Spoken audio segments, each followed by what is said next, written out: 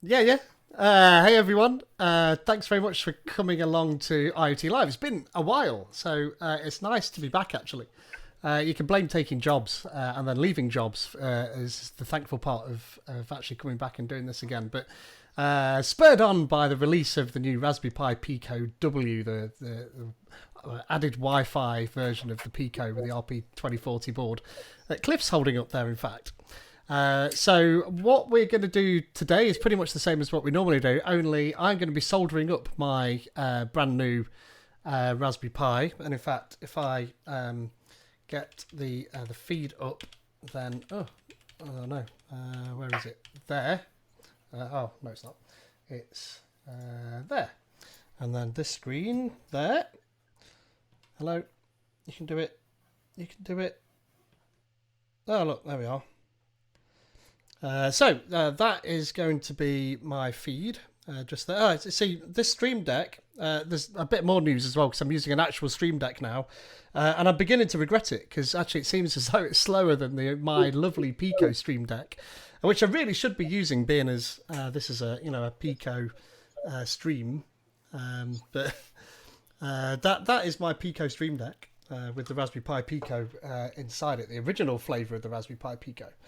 It does make me wonder how cool this would be to use the new Pico WH for that particular Stream Deck, which means that you could just power it but not have to connect it directly to your PC. You could do it over Wi-Fi and perhaps hit the API up and OBS and everything. It could be quite a cool addition to that particular project. So yeah, something that.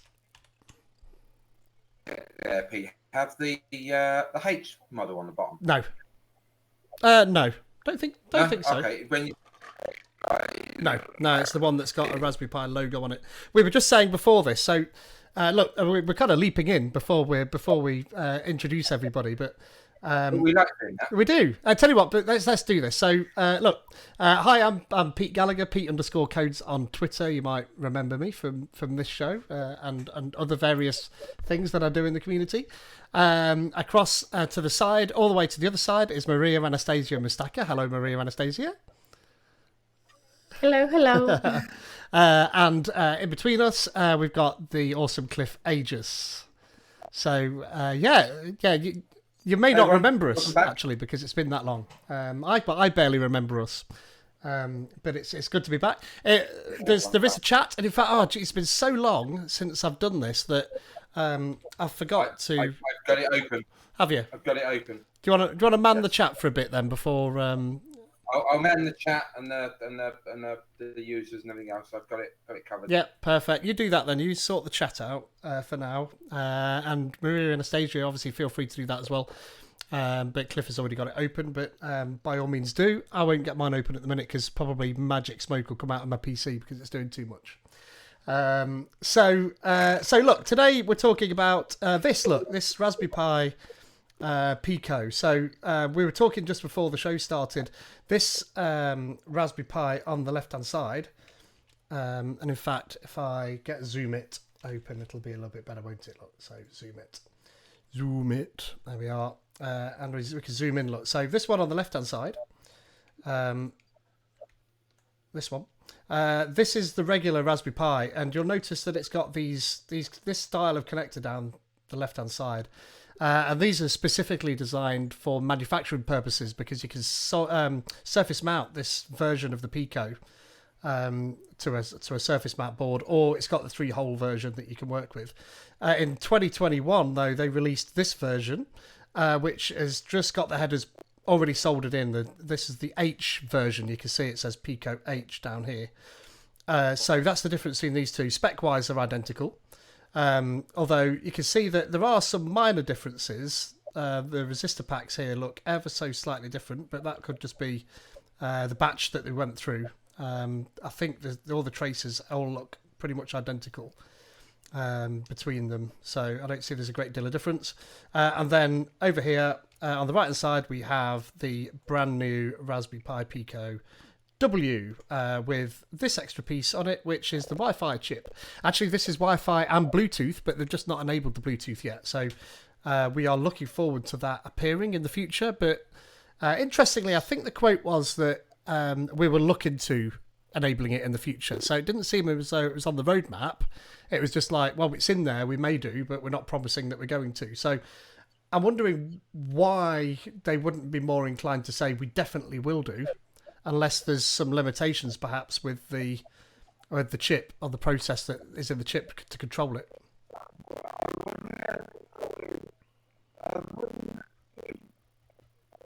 In such a way that maybe the way they've designed it, they're not sure if it's they've not had time to test it. So maybe it's a case of we'll try and enable it later, but we're not guaranteeing the hardware is going to work because they might need to change the antenna or something like that. And then there might be like a later version, like another W version, which is where it's got the Bluetooth built in. So yeah, it could just be a hardware thing because they've not had time to test it. To get it out in time for whatever deadline. You know what sales and marketing are like.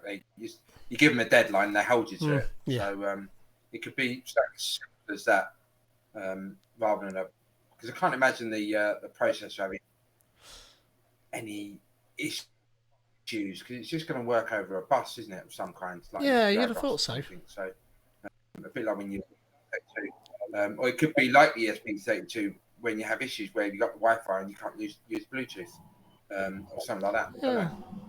But interesting to know, though, if you work with Raspberry Pi and you know the answer, let us know. I agree. Why can't I pop my chat out like I used to? I used to be able to click on the settings. Oh, there we are, pop out chat. It's just that I'm blind. Yeah, there we are. I've popped it out now. That means I can close Twitch and free up a little bit of space. So I've got no idea how many people we've got actually watching. There might be nobody here. It might not be working, but sure we've got a couple. Just tweet it out. Happy days. So. We've got joint effort and Nina Teller. So thank you for joining. In case you're joining late, then we're talking about the new Raspberry Pi Pico, the Pico W. These are the specs for the Pico and Pico H, so the original one, which if you've not seen before, then it's got a dual Cortex M0 processor and only a little bit of RAM. Actually, the Arduino RP2040 Connect, I think it's called, that uses obviously the 2040, and they've added I think they've got 4 or 8 meg of flash on that thing, I noticed. Yeah, so obviously that device had Wi-Fi capabilities a long time before the new Pico W did, but very expensive in comparison. I think, what was it, about $40 or something, or somewhere around there. Yeah. Whereas... It was, yeah. Yeah, $6 in fact, yeah. So, there or thereabouts. It cost me about, I think, 11 quid to buy the Pico and the headers and get it delivered. But if you walk into the Raspberry Pi store down in Cambridge, isn't it? Then I guess you can walk out for £6, which is remarkable how cheap it is. I'm wondering if the new Magpie this month will have the Pico W on the front. It wouldn't surprise me. Ooh. Wouldn't surprise me. Yeah. It might be worth subscribing to get one of those. That's pretty cool. One of the things that's awesome about this board, whether it's the original or the new Pico W, are these programmable PIO state machines. People have done all sorts of really cool stuff with these, including somebody that made an emulator for the N64 kart. So they made a Mario N64 kart, but it's got a Pico inside it. And so it was using those PIO pins to make sure that it could interface with the N64 in real time. So these PIOs will work on their own. You can just program them and they'll work outside of the regular program loop on the Pico. So pretty impressive, actually. So this is here, look, the castellated module that allows soldering direct to carrier boards. And the Pico H comes with pre-soldered headers. So that just repeats what we were talking about there earlier. On those PIO pins, Pete, you can still read the state of them, can't you, in the main program and write to them. It's just that they can function outside of your main program loop. Yeah, I've not tried it. I've not played with it, but my understanding is that you kind of program them with their own little mini program, and then just run it, and it just runs all on its own. Yeah. I I I don't know quite how it works, but it could be that they just take a fork off of the internal clock, and then they just clock their own piece of hardware as they go, rather than it being like an interrupt driven process. That's my understanding of how that's working, but it'd be interesting to dive into that a bit more.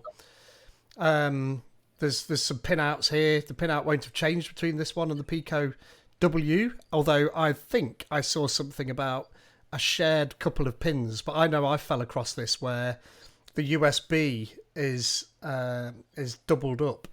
And I think it still doesn't say it on here actually, but I think a couple of these pins actually use the USB. When you plug it in, you lose these pins, which was a problem for my Pico Stream Deck when I made it. But luckily, I could just shift it round and it just still worked. But then we've got the Pico W. So it's got it's interestingly. So I didn't know that, but it's got wireless 802.11n, but it's single band, only 2.4 gigahertz. So that's similar to the ESP32, isn't it? That's 2.4 gigahertz only. Now it's probably to do with the antenna, isn't it? I guess, but it could be to do with the speed of the processor as well, trying to get that much bandwidth through it.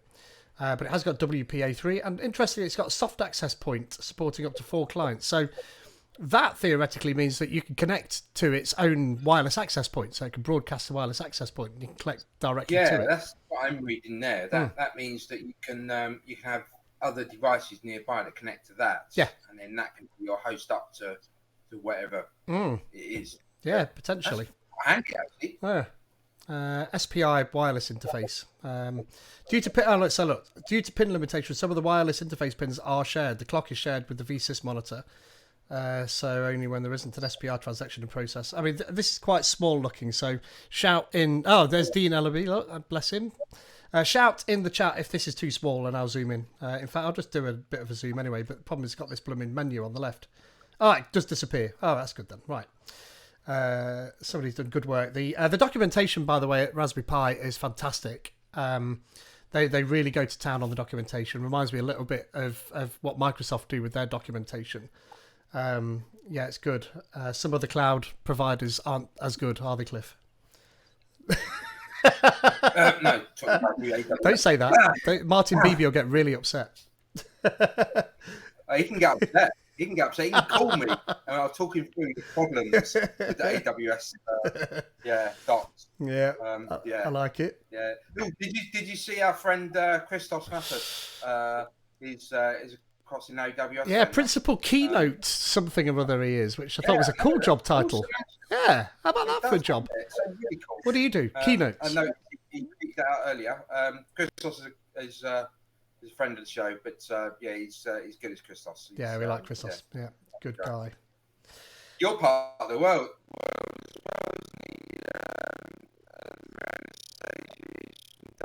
In Greece somewhere. Neck of the woods, I think. He's down in Greece somewhere, isn't he? I'm not sure. I don't know where exactly, but from Greece, yeah. So No, that's the whole point of the show. So yeah, I dived in again. I like it. By the way, today is the MVP renewal day, and Maria-Anastasia Mustaki, you are already an MVP. You will be until next July. So you are safe, but you are safe for years to come because you are that awesome, and the stuff that you do is fantastic.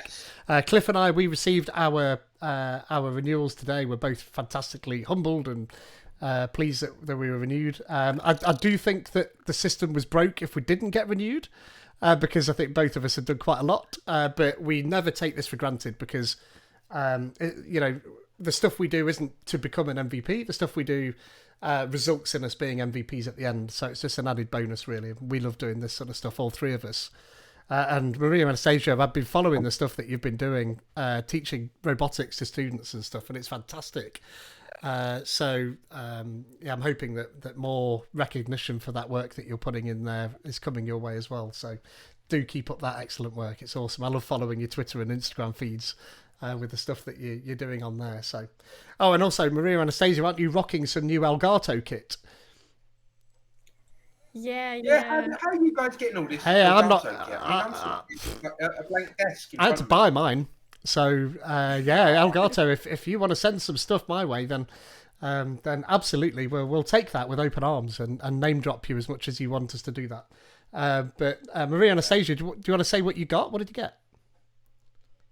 Right now, I'm using my Elgato face cam. I also receive a light and the mini. It's right here, but I haven't. It says welcome now at the moment. Yeah, yeah, yeah. Mine was saying that. I Earlier. was a little busy and I couldn't. Oh, use that's it. all right. But I want to thank Elgato. It was a very, very nice gift. Yeah, it's awesome. Yeah, so thank you, Elgato, for donating that kit to Maria-Anastasia, and I can't think of anybody better to receive it. So, yeah, it's fantastic. Before maybe they don't send it me because I created the Stream Deck, the Pico Stream Deck. They were like, I'm not sending that guy anything. He's making a competitor. Really isn't a competitor, but. Well, maybe they should have sent it to you, Pete, and me as well. To tell us, stop using that homemade stuff. Here's some real stuff. So yeah, my Pico Stream Deck. Yeah, I have replaced it with a Stream Deck, and you'll notice that. So that's that one, and you'll notice that the icons are the same. The reason that they are the same is because I designed the icons on my Pico Stream Deck using the Elgato icon creator, which actually made the job easier today when I was actually replacing all of those icons in the real Stream Deck, because I just literally dragged the icon back onto the spot in the control center and off it went. So, yeah.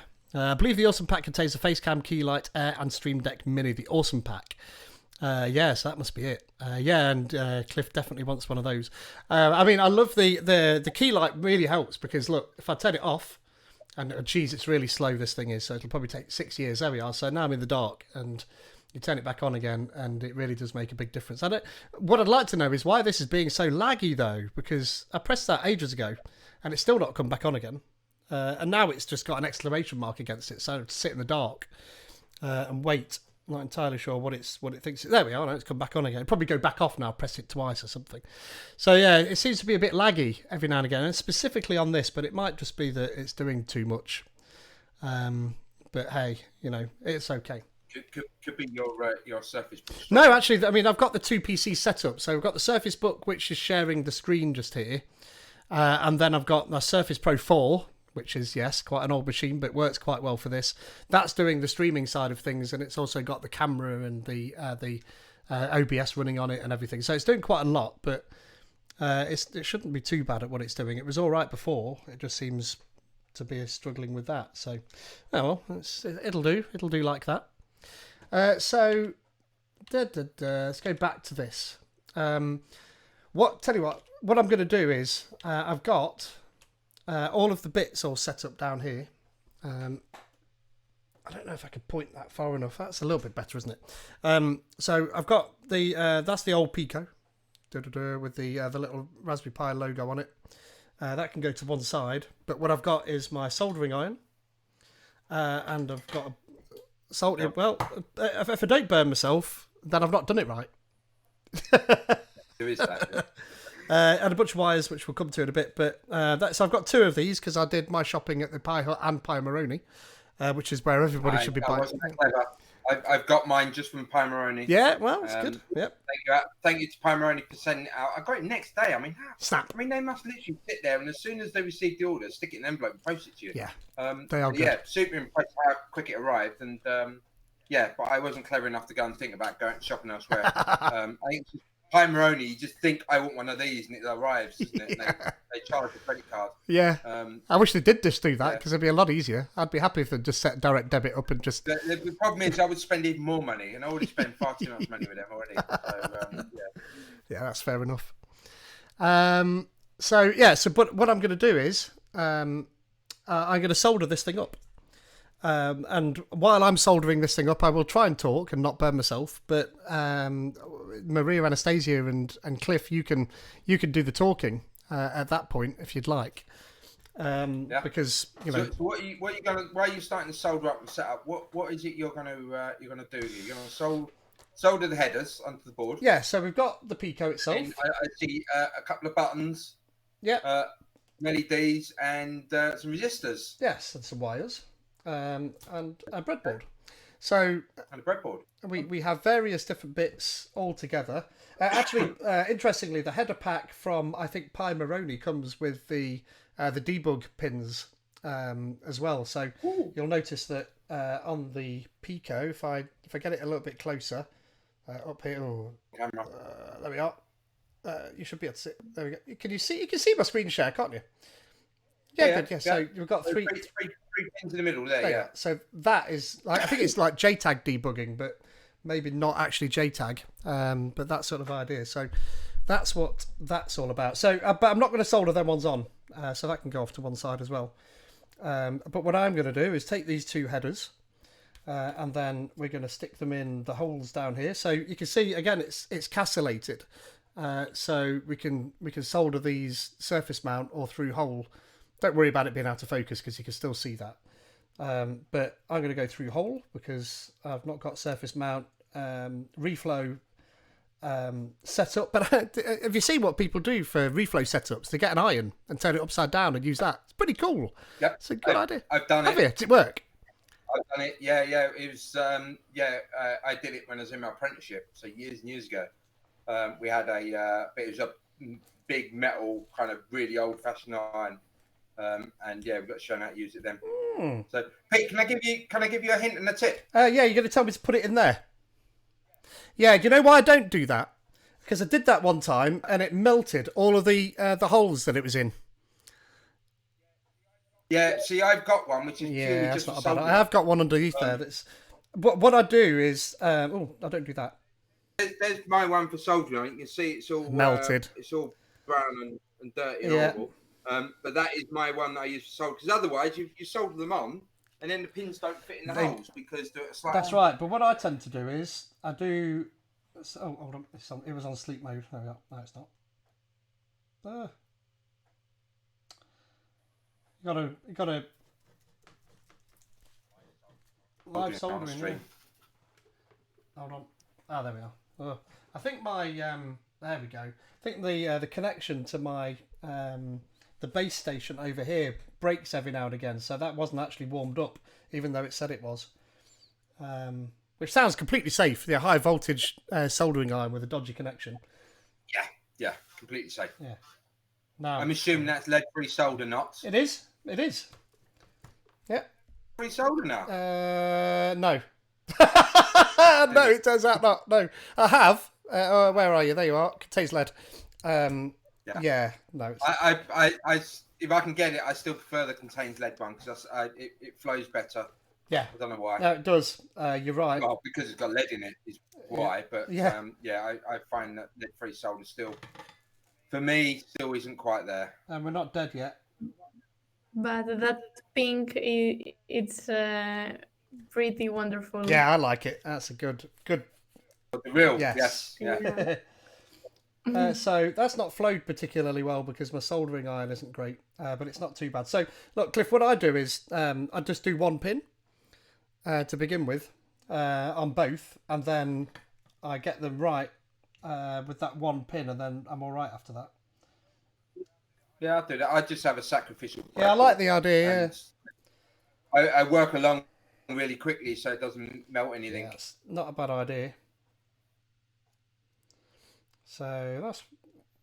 I sort of solder up quite a lot of things. Yeah, so, likewise. Yeah. And this one. Yeah.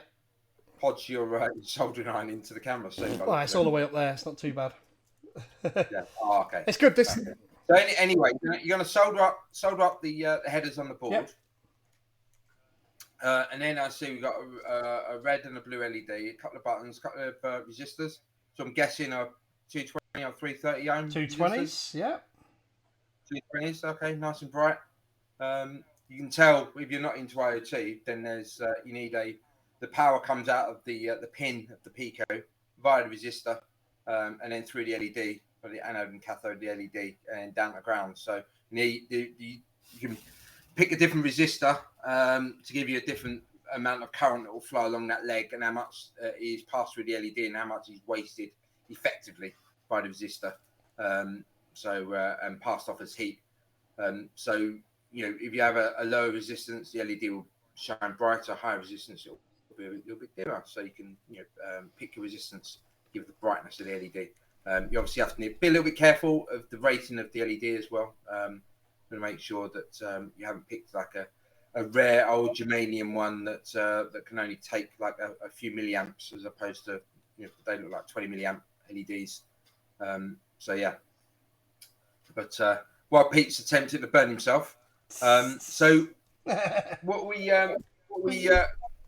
going to be programming this in? Are we going to be doing this in Python? Yeah, I did think that the C++ one would be interesting, but I think, to be fair, I think the Python one is where I'll start. I do want to have a look at the C++ one, but geez, I think you could alienate people because it's a little bit more difficult, that one. Yeah. And it's not. Is it Circuit Python on the Pi? Yeah, or Circuit is that Python. the Adafruit one? Yeah. What's the Adafruit one then? I thought that was Circuit. Yeah, I think it is. They might call it Circ Python, but I think it's the same thing. I thought it was a different Python. I'm gonna for the Micro Python, could it be? Is it Micro Python? Maybe. Something like that. I'm just Googling it now. You know what's going to happen is when I finish this, Cliff's going to go, that's not going to work, because that's not 100% straight, even though I've done it like that. But it'll be okay. They're quite forgiving normally, actually. It's not too bad. You can normally bend them a bit. Can, yeah. But I always find that, you can end up damaging the traces if you bend it too far.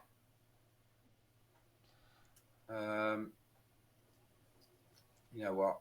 It just doesn't say. It just says Python, which is wonderful.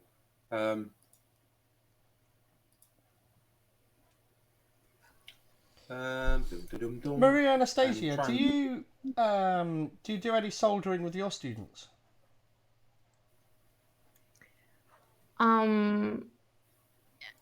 You ask me if I teach my students Solder. Do they do this? No, because I am scared of Doing them. yeah. It's very. I think it's very young for this. I don't know. What age group are they? I seem to remember 8, 9, 10. It's from 11 years old, and my biggest. Oldest. Oldest. Yeah, thank you. I think they are 15. Okay. But I don't know. Oh, don't like the look of that. I've taught my son. He's just turned 13 actually. The youngest. I've taught him to solder. But that was me one-on-one doing it with him and that. So maybe that's one way of doing it one-on-one with the older ones in the group, and then cascading that down. But to answer the question, I did manage to find it on Google. It's MicroPython is Raspberry Pi, Circuit Python is Adafruit. Oh, is it? Okay, there we are then. So they're the different flavors of Python, but Python's Python at the end of the day. So the basics are going to still be the same, aren't they? They are. Mm-hmm. So this is where Cliff was right in that I've rushed it and now I've made it like that. Look, that's the risk you run when you do it like that. Look, see. Yeah. So if I'd listened to Cliff, that wouldn't have happened. The reason being is as you're soldering it, you put weight on the board and it sort of splays them out a little bit. Yeah, exactly. So. That's right. But you can just bend the pins a little bit and get it to go in. So that's what I've done. And I've not pushed it all the way in yet because it hurts your fingers. And some of these breadboards are bloody tight as well, which is annoying. So yeah, you don't need to move it along before you push it too far in to give you room for the resistor and LED. Yeah, well, like that you mean? I think they're moving it all the way to the end. Yeah, that's not a bad idea. So something like that. But now pushing it in, because we've soldered that, is sore now, but you don't want to push it in the middle because that's where all the clever stuff is. So what you can do is you can use something like this, which is just a lint-free cloth, and then you can push on it then a little bit better. But you see, I'm only pushing on one side, that's not going in, but I've had breadboards do that before, where they just don't go in very easily. That feels a little bit better, that side. Holy cow. I'm going to get a different breadboard, because that's not the pins that's the problem here. That's this breadboard. I've got loads, look. You know when you're into IoT? I've got buckets of the thing. Here's the one that I normally use for exactly what you're talking about, look, Cliff. The knackered looking one. Let's see. It will go straight in there, even though it's knackered. Yeah, it does do as well. Yeah, so... Yeah, there you go. There we are. Oh, now it's in. There we go. So that's in and never ever coming back out again. Because it won't. Because it's stuck. But you know, that's fine because... Only £6. So, That's right, yeah. you know...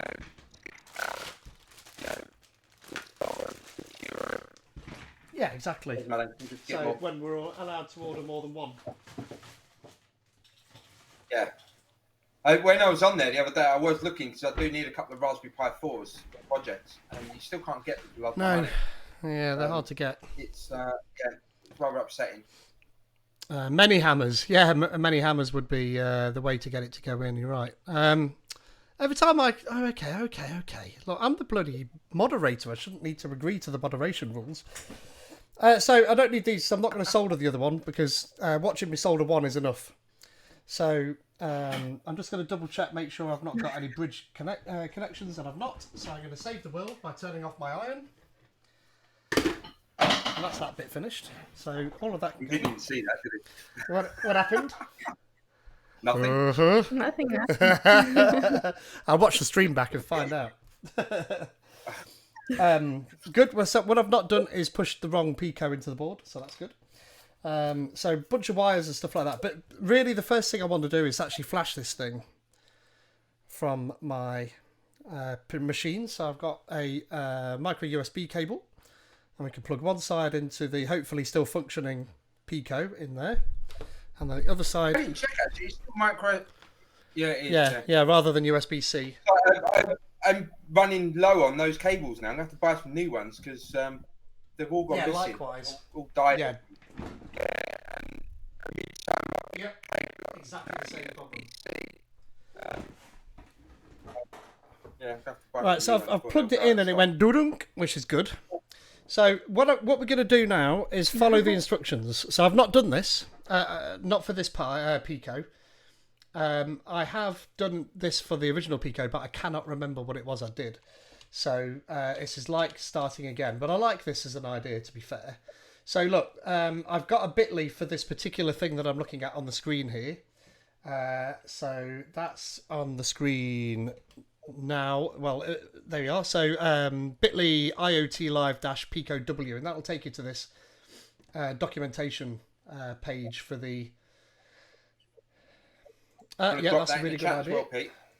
Well, see how out of practice I am with this. There we are. So that will take you to this particular page. Now, interestingly, has that come up in like a funny colour for you now? Because I think my machine has gone into...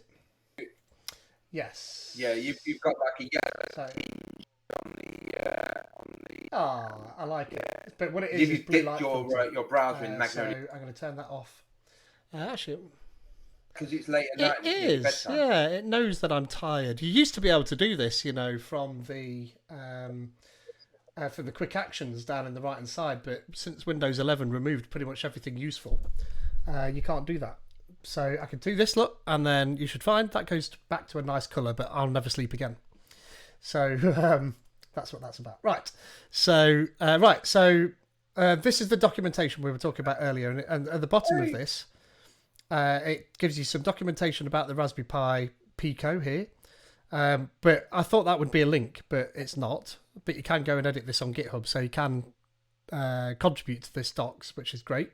There's a data sheet for the 2040, but then there's a Pico data sheet and getting started with the Pi Pico. And then scrolling down a little bit further, we have this new section, which is the Pi Pico W datasheet, but also connected to the internet with the Raspberry Pi Pico W.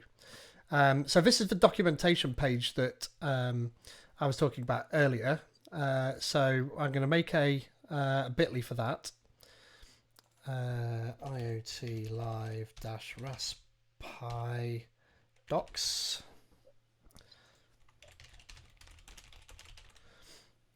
Save changes. Copy that. Stick that in here. There we are, and then stick that on the screen. That should automatically update on the right hand side eventually when it thinks it can be bothered. There you are, Raspberry docs. So that's, yeah, so you can go ahead in here and you can contribute to the Pico docs. So this is specifically the Raspberry Pi Pico docs. You can go all the way back to the documentation, of course. Interestingly, this is in the develop branch, not master, that they've linked to there. That's interesting. No, that should say main now. Yeah, it's not. So this is quite an old. Yeah, I'm repo guessing then, it is isn't actually. really? Yeah, if you go all the way back to documentation, in fact, 10 months, 11 months, a year. I mean, I don't think it's that old. That change was. It must be old. It Yeah. just means Yeah, that it lots also, of updates, well, I doesn't mean, it? an existing repo won't have that master change to main, but a new repo will not have master, it will have main, so... You can change master to main. There's actually a. I think you're right. I think it's in settings now, isn't it? You Yeah. can do it. But yeah, you can change it. Remember, it was a command line thing that you run, and it did it for you. Yeah. But yeah, there is a way of doing it. But anyway, this is the connecting to the internet with the Raspberry Pi Pico using C and C++. We're not going to be doing that. So I'm not going to even link to that one because I don't want to do it in that. But what I do want to do is... Oh, in fact, that's both of them. So I'm lying to you. So I am going to link to that one. So let's just make a bit.ly for that. I could have made all these bit.lys before, but, you know, I'm not that prepared. So, and anyway. The way you're doing that, I just quickly Googled the link renaming, and GitHub it is in the settings. So I've just chucked the link. In case you have a repo that still has main or master in it, you want to change it to main. It's actually in the settings. It's super easy to do, actually. So Raspberry Pi, folks, suggest you go and do that for inclusivity reasons, if nothing else. So yes, good. So I'd never heard of this before. You know, colophon. Have you heard of that? So I don't know. I think it's talking about this section here, and it might be specifically talking about the Creative Commons international thing. So I don't even know what it means, colophon. Do you know? We have a Greek word that looks like, but Colophon. I don't know in English what does that mean. I don't know. I don't know what it means. What does colophon in docs mean? A colophon is a brief statement containing information about the publication of a book, such as a place of publication. Well, I've never heard of that before. That's the first time I've ever seen it was in this. So that's interesting. So yeah, we learn a new thing every day. Yeah, right. I'm going to zoom in because this is tremendously small. I kind of wish that there was a fluid reading mode like on my phone. There may well be, and I just don't know enough about. It's there. Not getting any tool tab hints. No, it's not. So that's as much as I can do. But so anyway, but scrolling through, look, we can see that getting the internet with the C SDK and then getting the internet with MicroPython. That's kind of what we want. Wireless support for Raspberry Pi Pico has been added to MicroPython, a pre-built binary. Getting MicroPython, blah, blah, blah. Pre-built binary, the latest MicroPython firmware is available for the MicroPython section of the documentation. Fastest way to get MicroPython is download the pre-built release binary from the documentation pages. So, should be able to click on... Oh, now you know what it's going to do. It's going to take me away from this page. That's annoying. So, I'll go back. And you bet it doesn't take me to... Oh, it does take me to the same place. Amazing. All right, so... there we are. So, actually, this is... I bet this is the same page. And it is. Oh, no, it isn't. It's different. It's different. All right, so... let's do a bit.ly for that. Create link.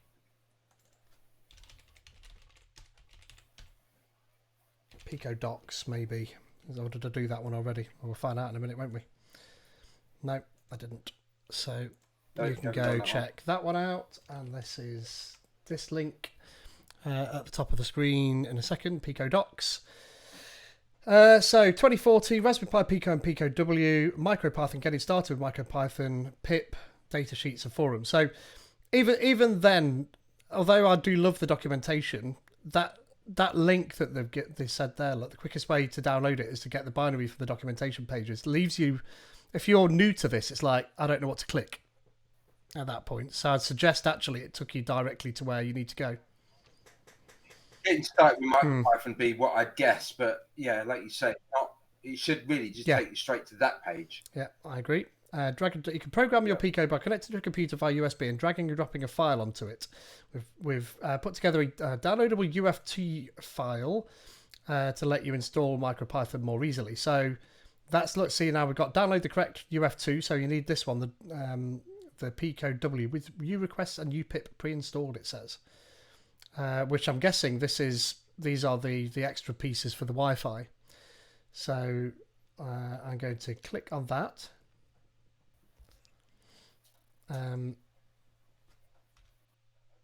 It has, and I'm going to grab that file. Loaded. Downloads.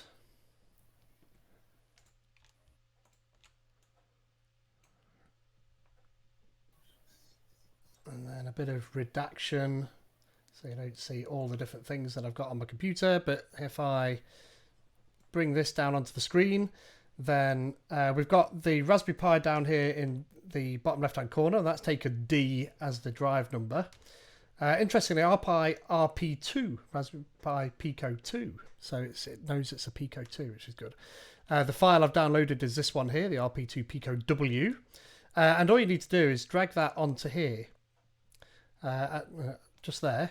And then if I get the camera up, sometimes it will actually flash something on the Pico, but I don't think it's going to do that for me. Well, it might do. It has, yeah, it's just here. Yeah. Oh yeah, just in the corner. But it's not flashing that. That's a shame. You would have thought the first program would have actually done that, like some flash thing to say that it's done it. So that's that. So I've dragged that on there and it's programmed it. So it has, which is interesting. No. Maybe that's a good thing because it's come out of flash mode. Maybe it needs. Oh, maybe. Let's do that. Unplug it and plug it back in. Just bring the camera up so that you can see what I'm doing. So.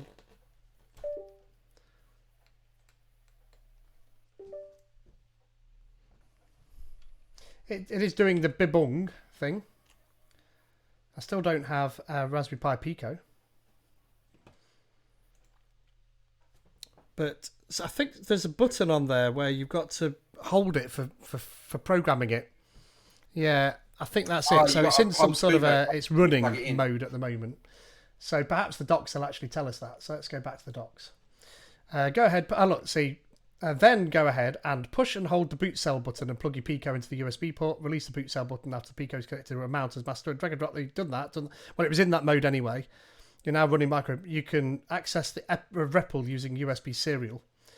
The SDK book contains step-by-step instructions to get your Pico programming and MicroPython using the command line and Thunny. So actually, I don't think I've got Thunny installed, so I'm probably going to need that. Thunny. I'm not even going to shorten that because that's short enough. Funny. There we are. So I'm going to download the Windows version of that. You possibly can, but I'm just going to follow their docs for now, and then hope that you can.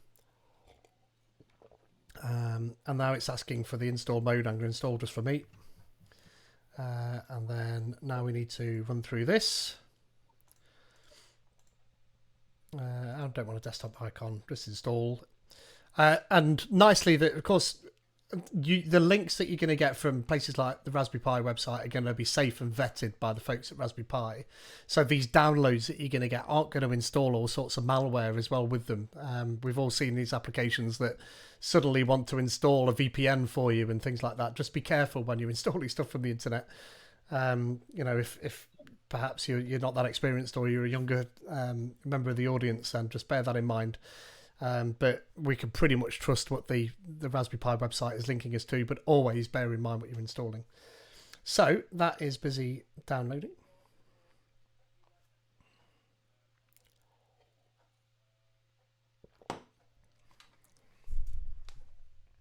I've been listening to an awesome podcast.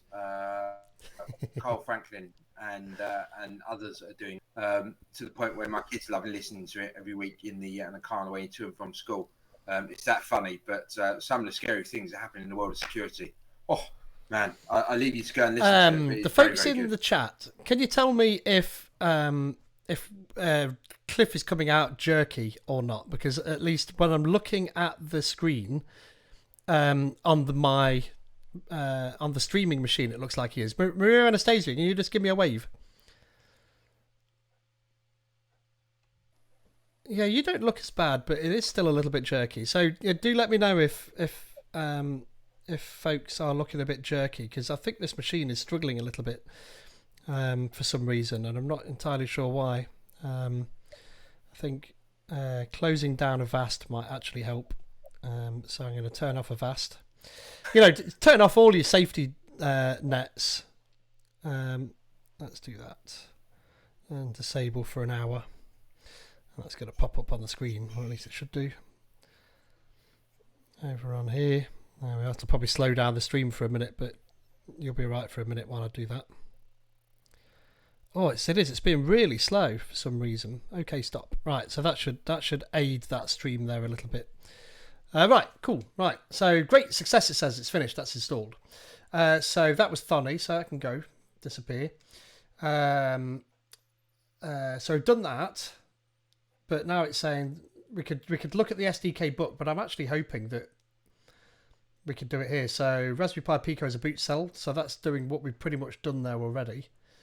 We've already installed that. There are two ways to connect to the REPL. You can communicate with MicroPython firmware on your board over USB or over the UART serial port on the Pi's Pico's GPIOs.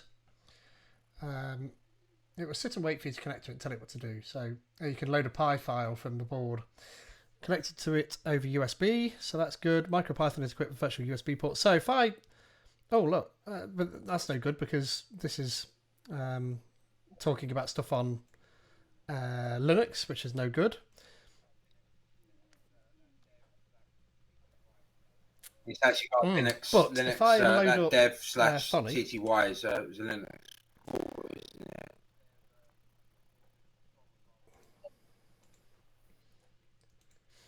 I wonder if it's because they're doing it from a Raspberry Pi as opposed to. Yeah, maybe. Programming it from I'm going to do it for funny. So here's funny. English and standard. I'll leave that as it is and let's go. Is it going to pop up on this screen or is it going to decide to pop up over there? It's going to decide to pop up over there. So let's maximize that. Let's do that.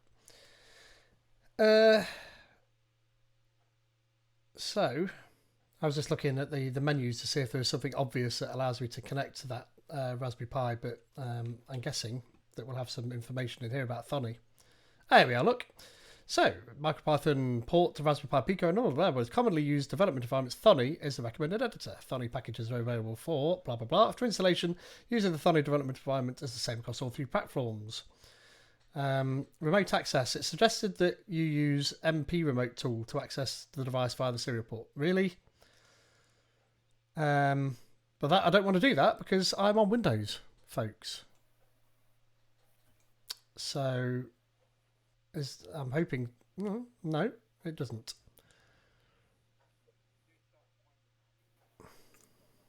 You do start to wonder now. I mean, we've got lots of IoT experience and we're kind of fumbling around in docs here. It's not a... Not the getting started. It feels like there could be a getting started with Windows, getting started with Linux, getting started with like sections. Yeah. Mm-hmm. Because That's not the right thing. I don't really want that. This is the data sheet for the 2040. Not that bothered about that, and we're going to talk about shortly. Let's have a look what this says. Oh, well, that's weird. Look. So the Raspberry Pi Pico Python SDK book contains step-by-step instructions for connecting your Pico and programming it in MicroPython using the command line and Thonny. So this must include that information. I kind of expected the docs to be a little bit better than this, but maybe it's... I feel bad criticising it because their docs are generally really good. So they normally are, but yeah, this does kind of look like it's a Linux machine. I've not thought about those with Windows. I've just chucked a link in the chat, Pete, which is to a blog post on Dev2 by Rob Lauer.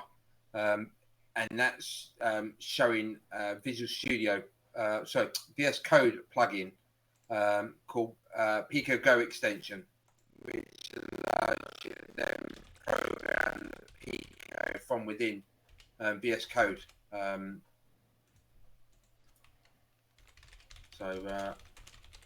Extension doesn't exist. Right. So ignore that link. This is what Cliff is talking about, the link at the top anyway, even though we've got a link, it's that, but it looks like perhaps it's disappeared. And anyway, it might not even support this new Pico, even if it did. Well, that's a shame. Well, let's push on a little bit. So look, that's talking about, we've already pre-built it. We don't need to do that. We've programmed it in, so we don't need to do any of that. Connected to the MicroPython REPL over USB. And again, that's got these same things, look. Using UART, still the same sorts of things. What we want is Thonny, please. Connecting from a Mac. Say hello. All right, well, let's do this. Thonny. Using Thonny. How are we? Using an integrated... There we go. So this is good. So it's still going to be, Linux based, getting it installed, but we've installed it. But here's Thonny, which is looking pretty similar to the Thonny that I downloaded here. So similar looking thing. You can access it from the shell panel. From that. So I think it's the bottom section. So let's try that. Let's see what this does. Of Thonny. There you go. First, to make sure that works. Yeah, just that. You're gonna need that whole block. Well, Hello Pico works, but I'm not entirely sure that. I think so. Yeah, but how do I do that?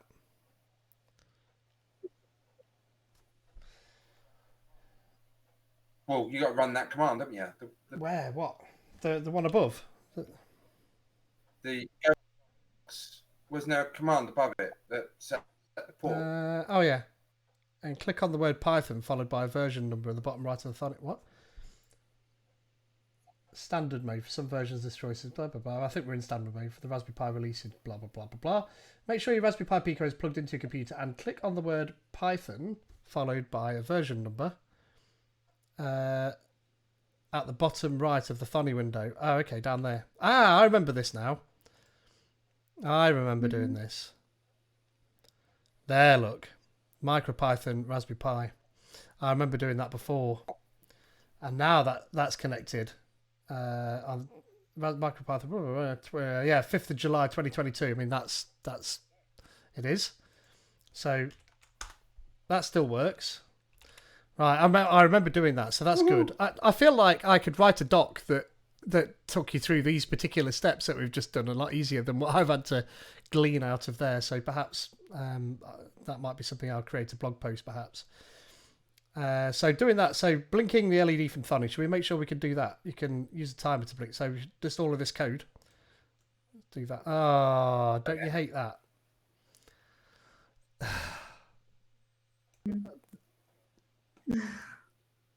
Yeah. Yeah, I think there's some improvement to be made there, but we can do it here, look. We can copy it from the GitHub repo directly.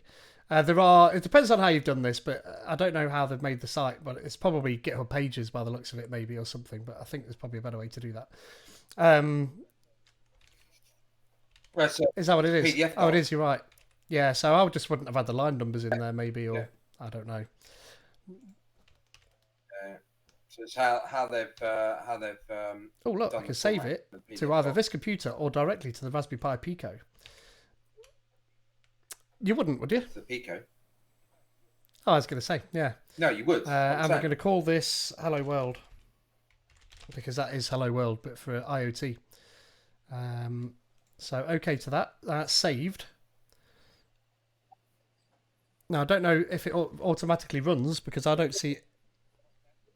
Is that what I've got to do? Press run. I still don't see pin 25. I don't know if that means that I've got to actually wire it up, or if it's the internal. Use the timer to blink the onboard LED. Well, yeah, only... You expect that to be pin Read 25. the docs! Stop it now! Read the docs. So enter the code, then click the green button. Thonny will present you with a pop-up. Click on MicroPython device and enter test Pi and save the code. The program should be uploaded to the Pi and will automatically start running. Not so much.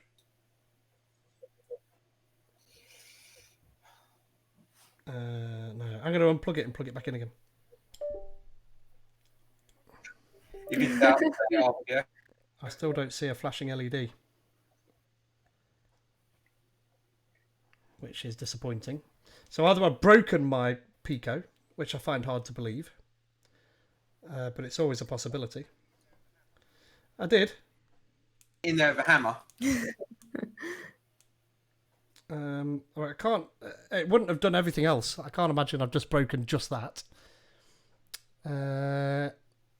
What I can do is I can open my unopened one and just plug that in, not unsoldered one, and see what that does. But that means running through some of those steps again. But that's not hard. But oh look, well that's because. Let's do this.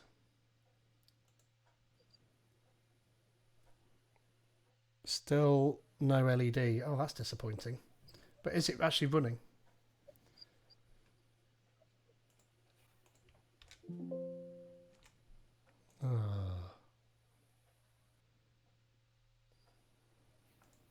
I'm just looking for the pin the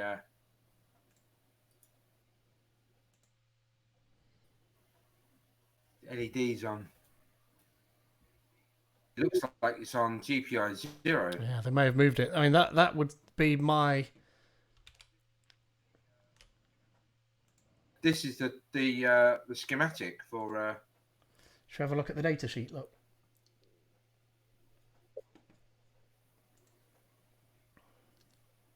So D2.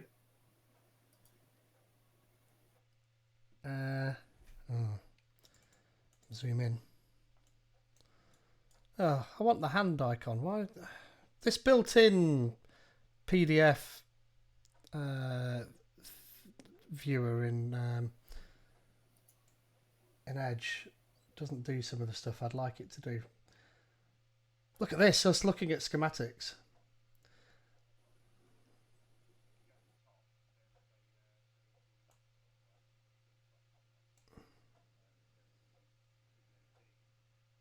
No.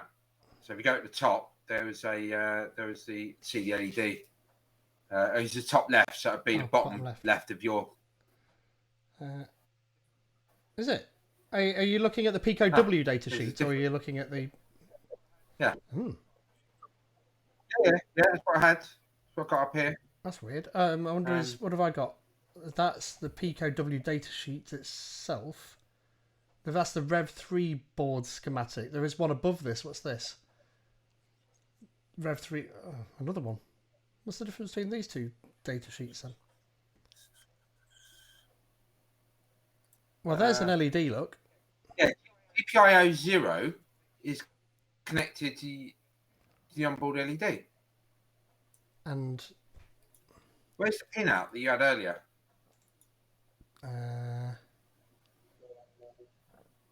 There we go. It'd be on that, won't it? LED. It says scroll LED up. GPIO 0. GP.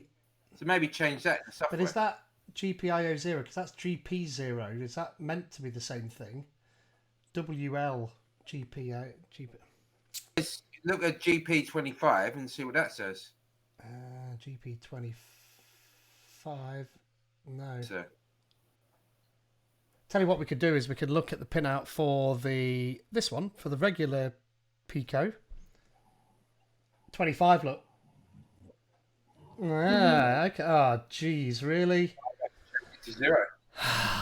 Okay. Well, I mean, we are following the document. Dean it does lots. Yeah, more hammers, I think is what we need. Right, so back to Thonny. And change this to 0.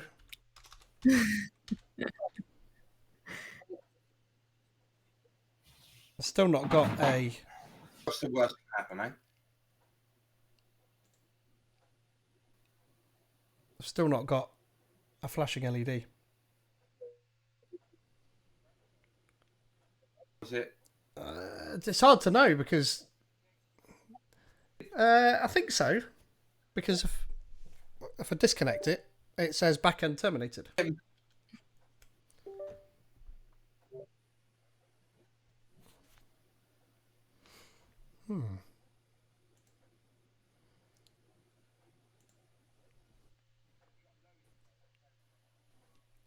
Have you got to load it though, the code again, or?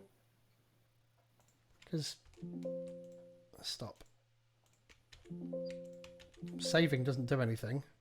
I think let's try. What I did before is I selected the interpreter that's built in and then went back to the Pico. And then save. It's not like, well, maybe it knows that I've not made any changes. There we are, save. So it looked like it was actually saving it, but it's odd though. Looking at the docs, for what we were looking at here, this one, look. This one though says WL_GPIO 0. This one actually specifically calls out GP25. So it feels like that's actually something completely different. A user LED. Yeah, I don't know. Tell you what we'll do then. Shall we bypass the internal LED and actually hook up ourselves an actual LED? So let's plug one of them in there, one of them in there. We'll have a couple of these. And a resistor. And we can do this. We'll do it this way. And go. Let's do it this way around. Like that to there. And then we can pick a GPIO. Because we can go back to the docks. And we could just choose. And say, I'm pretty sure this uses the USB down here, so I'm not going to use that. I'm going to use this GP0 at the top, just to see what it does. So we can connect one side. Now I can never remember which way round to get an LED connected. Yeah, that LED not for really? Not for our use. Internal board functions, apparently.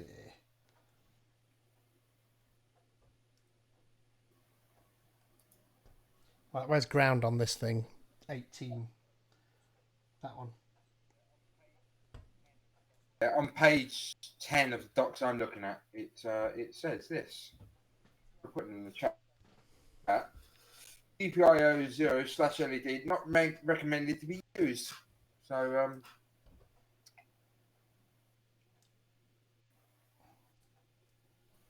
well, that doesn't appear to be working either, having said that. Are you the same as me? You always like, which way round do I put this LED? I can never remember. I've been doing electronics for 30 years, or whatever it is now, and I still can never remember which way round to wire an LED.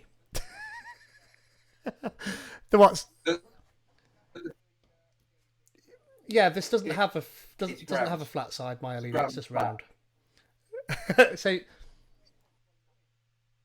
yeah, well, you get a long one. A long one and a short one. Imagine going, this is how I feel about going into a technical coding exercise as an interview for a job, because imagine if you went in for an interview for an electronics job and you can't even figure out the long side where to ground. Long pin. Yeah, that's which way I have it. Long pin is to ground. So that's that, and that's that. Then it's got a little flat edge on the side of the LED. No, not my LED. They were too cheap to put a flat edge on my LED. So, look, I'm going to unplug this and plug it back in again. If we can actually manage to get it to go in. And that's definitely ground, pin 18.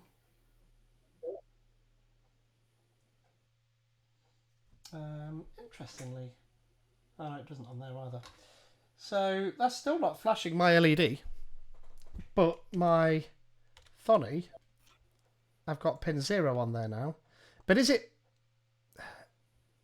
No, you need to change it to whatever pin. Well, that's what I put it in, is pin 0.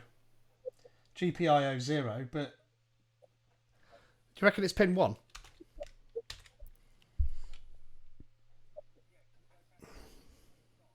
Yeah, because if you go back to your docs and the pin out, that top corner wasn't. Yeah, 0, it's pin 1 actually, but it's GP 0. It's this, like the normal Raspberry Pis, where you got the pin layout, the board layout. Yeah, maybe. I've still not got a flashing LED.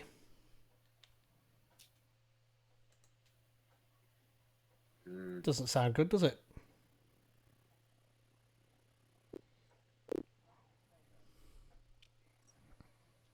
Take the USB cable. Yeah.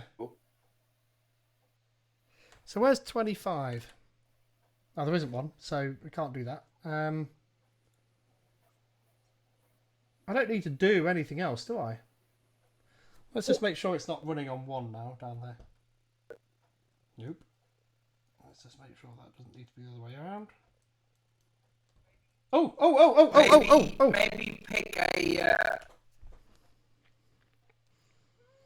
Yeah, but the long one doesn't go to ground. The long one goes to positive. You do use that, Pete. So look, it's flashing. I'm not lying to you as well. Look, so that's the long side. That side, you can just see that, and I'm going to plug that into where the resistor is, just here. If I can. I can't even plug it in now. There we are. And then we have a. So the flat side is definitely, unless I.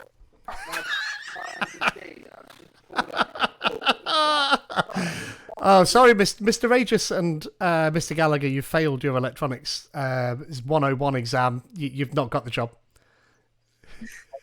So now I've bent them, it's ever so slightly.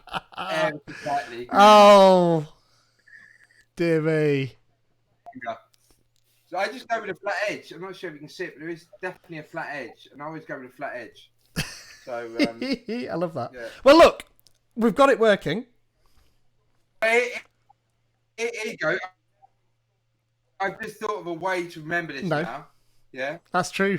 You never want to short things to ground, do you? Yeah, but you are doing. Short things to ground. Yeah. What I was taught back in. Until there's no flat edge, and then you just. screwed. Yeah, it really isn't. Flat edge, Pete. Surely there is.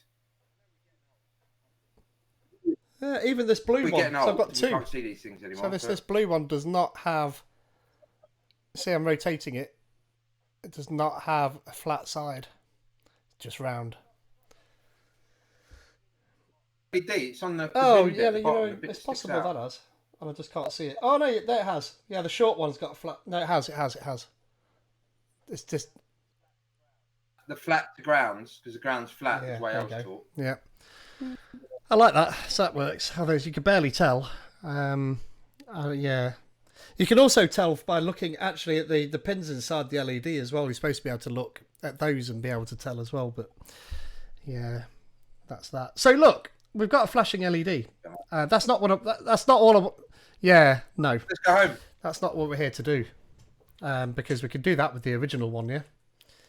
So remote access via a series. So we did all of this. So this should be connected to the internet. The onboard LED, unlike the original.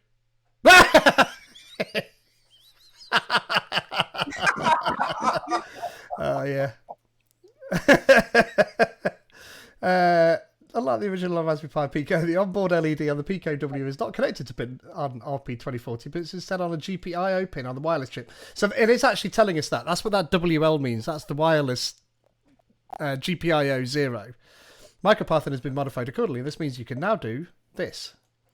All of that lot. Import machine, LED, LED off, LED on. All right, well, let's do that as well then, shall we? Yeah. But I mean, in my defence, we were reading the documents, but just not this one. Well, not this one. We were reading the document it told us to read, which was this one. It was telling us to read that, and not this.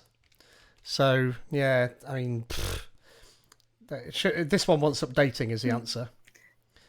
So yeah, it's not like we were just trying to guess. So anyway, we go back to Thonny. We can get rid of this, and we can import the machine. And then look, we grab the LED. It says, don't put a space in it because this is Python. It knows about spaces and tabs and that. No. Oh God. Stuff. Right. LED. We're not going to see this though. So really what I should be doing is using the interpreter for this. So import machine and then LED blah, blah, blah. Grab that. And then LED off. Well, I want to do LED on first actually because otherwise we're turning nothing on and off. LED on. Oh. What the actual F? I suppose. I don't understand, but I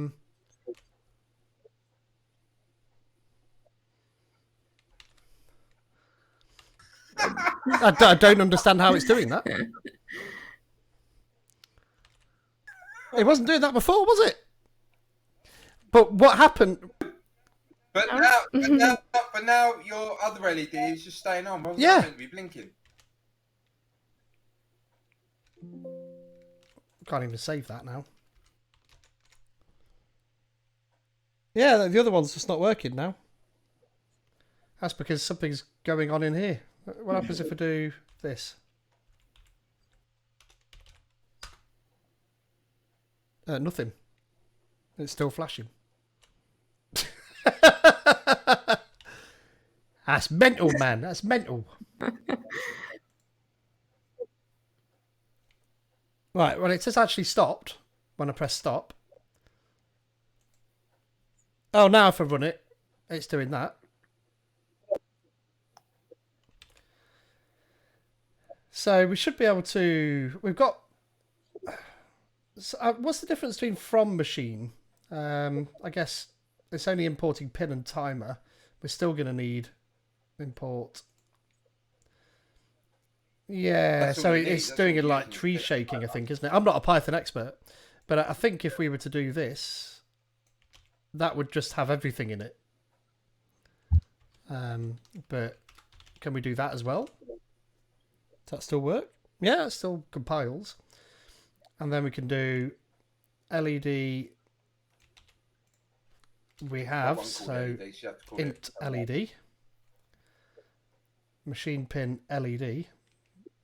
Okay. And then we can do this. Oh, look, damn, LED toggle. Do you reckon that work? Int LED dot toggle. I wonder, does that work? No, it doesn't.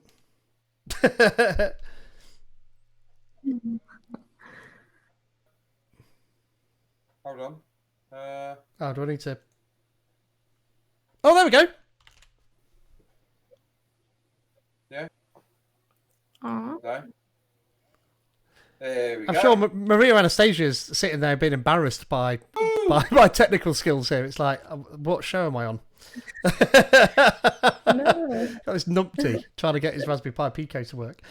This is real world. This is what I would have gone through this exact same thing, and he probably not figured it out as fast because I've got two other awesome folks with me to spot when I'm making a fool out of myself. So it does work when you stop it as well. So that is actually working. So good. All right, we've got that far, yeah.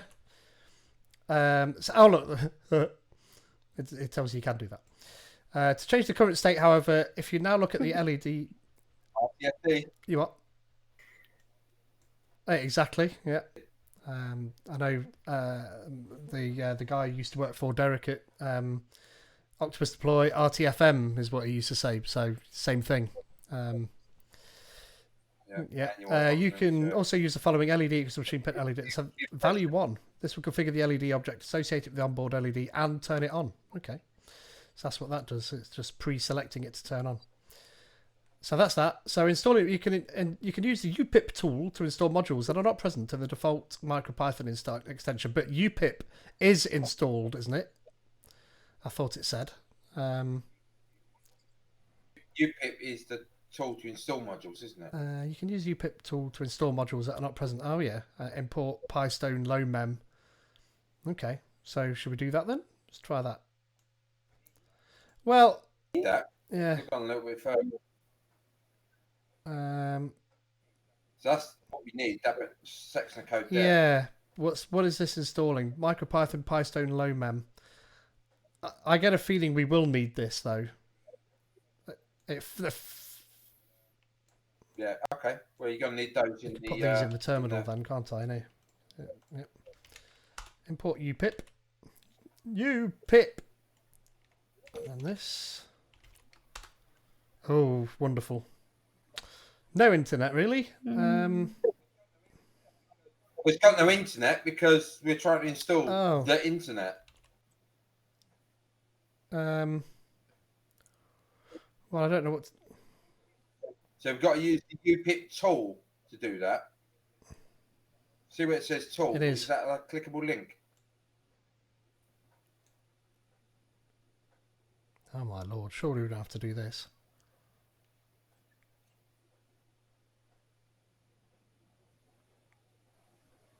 Oh, I think it's installed already. When we did this, where was it?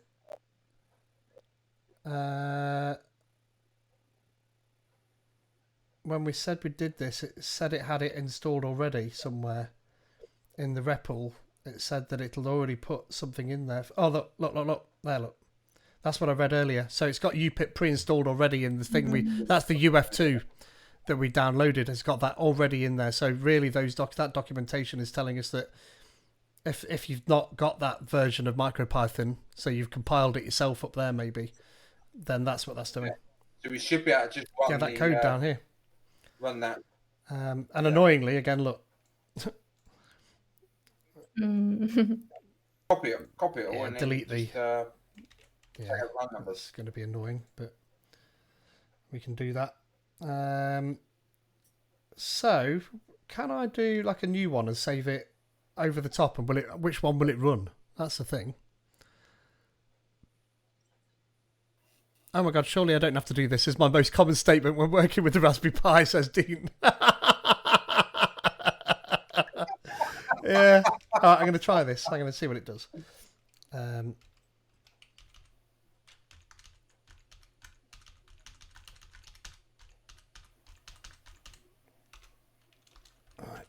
Oh, that now needs to be.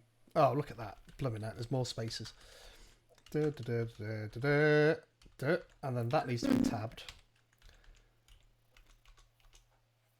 Is that part of that? No. So that's just part of the main loop. So that should be that.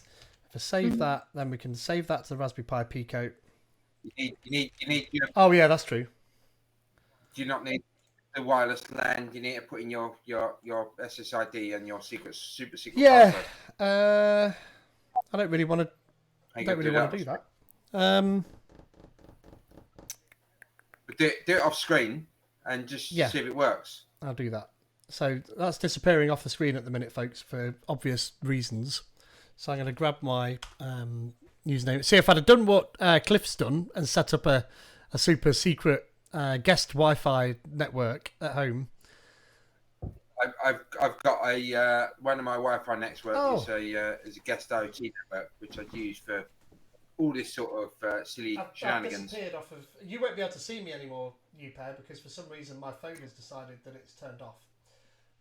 It's got no charge, but you can hear me and everybody else can still see me. So, and you can still see my screen share. So you don't need to see my ugly mug on the screen anyway. So, right. So what I'm going to do is grab my Wi-Fi settings. Right, I can grab this, paste that into here, and then this. With something like Nano Framework and an ESP32, the good thing is that you can actually you can program these bits directly into the device, so you don't have to put them in your code, which is nice. I quite like that. Right, so that's saved. While print waited to connect, unable to resolve MicroPython.1. No, that's previous. Run. Waiting to connect. Oh, waiting to connect. So if you go back to the to show the Hello World tab, we should still be able to then see what's at the bottom. That's true. Without giving away. I don't think it showed me anything. That's right. Hey, clever. See, I like you. So it said waited to connect, and then it gave me these, which. It's obviously trying to connect to a default. Yeah. So I'm just going to bring it back off the screen and just have another look. So you can see the code here. It's just waiting and waiting, but then I'm assuming that when it's connected, it's actually giving me the IF config. But those figures there, they're not right for my network, because that would be a 1 if that was connected to my network. So I'm not sure what they are. So we need to carry on to see. You should wait for the connection to succeed or fail in your code and handle any errors that. Oh, really? Oh, okay. So all of that instead then, yeah? And... oh, okay. Right, so that's basically rewritten the whole thing, that is. You can also... Is there another block below that before you go any further? No. That's a different block for connecting and disconnecting to a different network. But it doesn't actually tell you very much, this, but I'll go along with the code anyway and do that. Maria-Anastasia, I also do understand that it's going to be quite late for you, so shout if we're keeping you up, because I'm guessing it's actually 11 at least with you, isn't it? Midnight. No, midnight. Yeah, it's okay. Yeah, I just realised that. So, right, I'm just going to... We'll have a really hot sunny day tomorrow to get her up nice and early. No, it's going to be warm, but it's... Yeah, we're going to get a heat wave at the weekend, aren't we? Yeah. Are we? Great. Just like oh, you're going to Baltimore. Yeah. At the moment, I am removing the line numbers from that code that I've just pasted in, which is a little bit tedious. Right, and while and if. So all of that lot down to time sleep. is tabbed and break is tabbed. And then raise is tabbed. And then those last three are tabbed. You can't see what I'm doing here because I'm just about to paste in my SSID and password. So let's try that again. And my password. At least it's in a variable now. Right, I'm just going to run that. Waiting for connection, waiting for connection, waiting for connection, waiting for connection. It's saying I'm going to bring it down. Oh, get that down on the screen. Network connection failed. Well, that's not good. Oh. I've got 2.4 gigahertz. That is on, so it should be able to connect to that. Security type is WPA2. Now, it did mention the security type, didn't it? WPA3. No, it's the right one. Yeah, so it should be backwards compatible, though, shouldn't it? I thought so. I'm just making sure that I've done the SSID and everything correctly. I've not done anything else wrong. I haven't. So I'm just going to run that again and just... Oh, there we are. It worked. There, and that looks like that's the right sort of... Exactly, yeah. So it's got an IP address now. So that's good. So we got connected. Look at that. I'm happy with that. So back to this. So we know we can connect to another network. We've got some connection codes here, and we can set the country as well. That's actually... Oh, there we are. That's setting the country. And that's something that you'll have to do on a regular Raspberry Pi sometimes as well. Is that, Maria-Anastasia, is that something you have to do over in Greece? Do you have to set your Wi-Fi country when you're over there to get it to work? Or does it just work out of the box?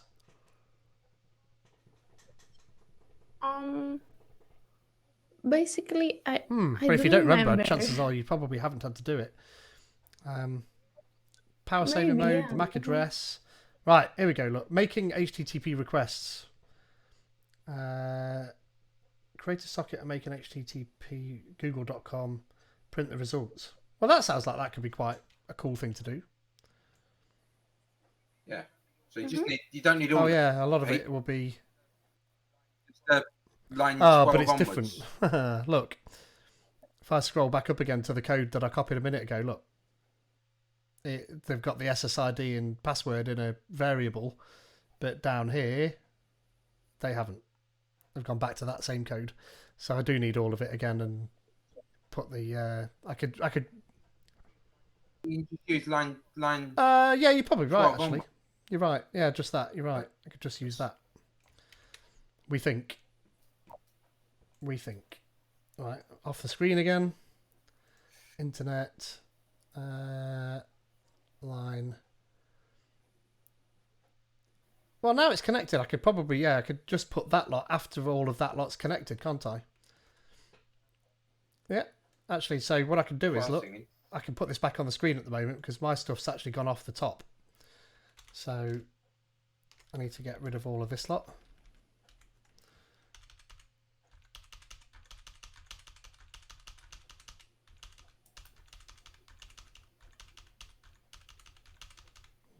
Right. Oh, did that? Yeah. And now, did that have any? It's got nothing. So, I should save that and run it and see what it does. Connected. Oh, look, we got stuff back. Oh, hey. Yay. I don't know what that means, but we got something back. It's just a HTTP header, isn't it? Oh, it's just the first 512 characters. Look. Yeah. HTTP header from Google. Yeah, you got a HTTP 200 OK. It's got the date and time. To cheat, if you need the date and time, is to do that, and within the first, I think it's the first. You'll get that 20 characters after the OT. You get the date and time from the Google servers. There you go. So then your real-time clock on your device using that date and time. It's a cheat way of setting a real-time clock. If you haven't got a battery-backed real-time clock, I wouldn't have thought of doing that. You know, that's a good idea. Or in there, their atomic clock time signal. Because if you go out to one of the real-time clock NTSP time servers and stuff, NTSPs, that's it. Yeah, it's a ball ache to do it all. Whereas you do that, and in the header is it's there, and it's only a few. And it's localized grab it out because it knows where you're getting it from. So yeah. Yes. HTTP. Look at this. It's much simpler to use the URequest library to make an HTTP connection. Okay, well, fair enough. So we can use that instead. So that's that lot. So I'm going to take this off the screen. I'm going to make another one because I like to keep these. So go new. I'm going to copy all of that lot. I'm going to paste that into another one. You can't see any of that. So I just didn't want that to be obvious. But we can. This is easy now, isn't it? Isn't it? How long? This is easy. Now we've got it working. Yeah, exactly. To get it working, there, the trouble. Oh, who's got a plane going? Oh, must be Cliff near Heathrow. Oh, sounded like a plane. No. It was from me because I am living near the airport. Okay, so yeah. Which airport is that, Maria-Anastasia? Excuse me? Which airport? Airport in Rhodes. I don't know if it has a Rhodes Airport name. I've flown into there. I would have flown into there a couple of times. Near Maria. Rhodes International. I love Rhodes. I've been there twice. It was the old town in Rhodes is beautiful. Really enjoyed Rhodes, and yeah, I think we went out. I think it was from there we went out to Santorini as well, from Rhodes. That's on Mrs. A's bucket list. Is she wants me to take us to Santorini, but every time we've looked, maybe it wasn't. Happened. Maybe it was. I can't remember. Went to Capri as well. I think. Just Capri. Capri or Anna Capri. Yeah, maybe that was. That's off the coast of. Yeah, Naples. maybe that's when. Maybe it was there I went when I was in Naples and Santorini. Yeah, you're right. Yeah. But yeah, a fun story from Capri was we went across, me, Mrs. A, and the two boys, and we got there, and the wait for the little land train cab thing that takes us to the top to Anna Capri was something like 40 minutes. And I looked on Google, and Google Maps says it was a 20-minute walk. So we was like, well, come, we'll walk, we'll fit, let's go. And we started walking. It's just straight uphill. 20 minutes later, we were nowhere near Anna Capri. And Google Maps just stopped working because I no longer had a phone signal. But it offlined it and just said it was that way.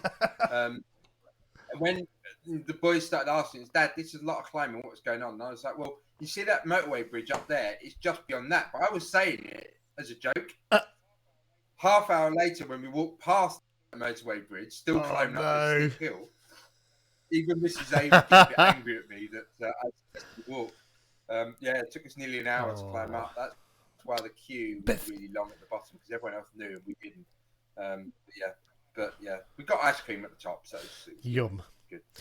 Well, look, that worked. Look, so and now we've got like an HTML page.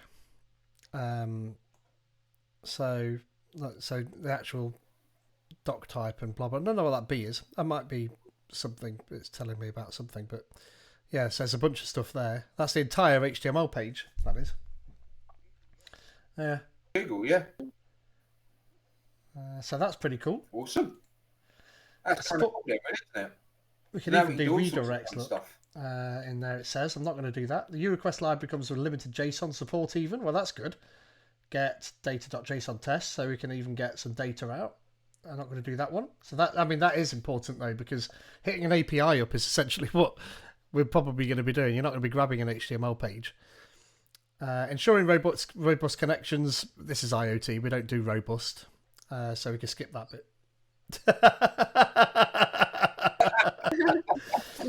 Building a server. See, this is what I wanted to get to. Simple server for static pages.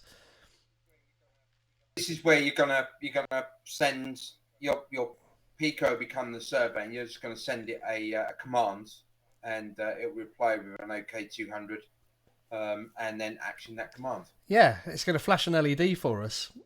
So I'm going to do all of that. So I'm actually going to copy all of this lot and create a whole new one because it's got some extra bits in there, I think. Yeah, pretty much. I'm just going to copy it. It's going to be quicker than it is to try and feed it into what I've already got. Oh, it's really annoying. Hang on a minute. Is it? Oh my god. It's on. Is there not a link to grabbing it off GitHub? There isn't, is there? What about the GitHub link you had earlier? Is it in the docs there? Far right, I think, last tab. It might be. Yeah. Yeah. Pico MicroPython. No. Because this is the original Pico by the looks of it. There's nothing in there about Wi-Fi. That's annoying. Okay. All right, let's do this the hard way then. Oh, I have to zoom out because I can't. It won't scroll when I'm doing it. So I copy this portion of it for. Oh, this is going to be laborious. This is where the Blue Peter adage of his one I prepared earlier would have been lovely to do. So all of that lot. And then also this lot. What's annoying is that when I paste it in, it even loses all of the tabs and everything because of something. I'm not quite sure why. So I have to put all them back in again as well. So yeah, it doesn't look like they've got the. I'm just looking at their main GitHub to see if there's any bits there, but there's not.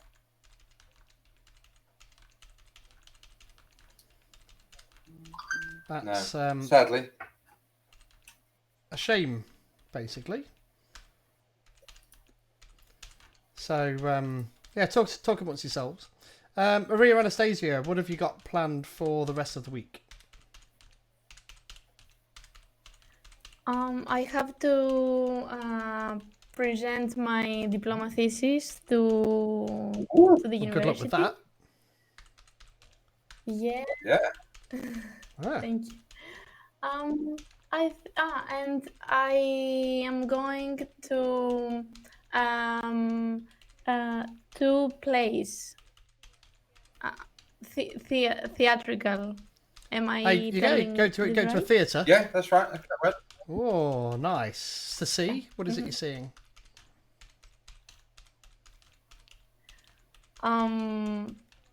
The first one, it will be a ancient Greek cool. play. Media, if you have heard before. And the other is stand-up comedy. That's two completely different types of things you're going to go and see. Yeah. What about you guys? On tomorrow I've got a flight lesson in little planes, not big planes, in little planes. I obviously know how to fly planes. So it's a lesson in little planes. I want to regain my little plane license. So I can go and see Pete, really. I'll just pop up to Manchester and say hi. Or East Midlands. Yeah, do that. Manchester, be a bit far. Be a bit far. Yeah. So I'm off to do that. So I'm actually in the same aircraft that you jumped into really? the week, Pete, when you're down. You're borrowing your mates? Yeah. So off to do that. And then Thursday, we've rebuilt the BA mobile flight sim, which is basically a 787 simulator, which is in the back of a trailer. And we are off to Comic-Con with it this weekend, Comic-Con London. So it's up there at Comic-Con London. It's been borrowed by Paramount Studios, and all to do with the Minions, the new Minions movie. So has anyone seen the Minions movie yet? I think come out on Friday. No, I need to go see that. I have a Minion there I Oh, don't cool. get it. Yeah. Nice. So so the sim is supporting Paramount Studios, and the part of the new movie, there's a section where they're flying planes. So we've got the sim based in San Francisco, which is the airport they fly from in the movie, and so we're up there at Comic Con London, which I'm looking forward to. Actually, it's going to be good fun supporting that. But yeah, that's the last couple of months I've been rebuilding the sim and getting it working again, because it's not done anything for 2 years, obviously due to COVID. And then suddenly it was like, we've got this event, can you get it working? Yeah, of course we can. And then we start plugging things back in, and cables have broken, and bits of like IoT that used to work no longer work.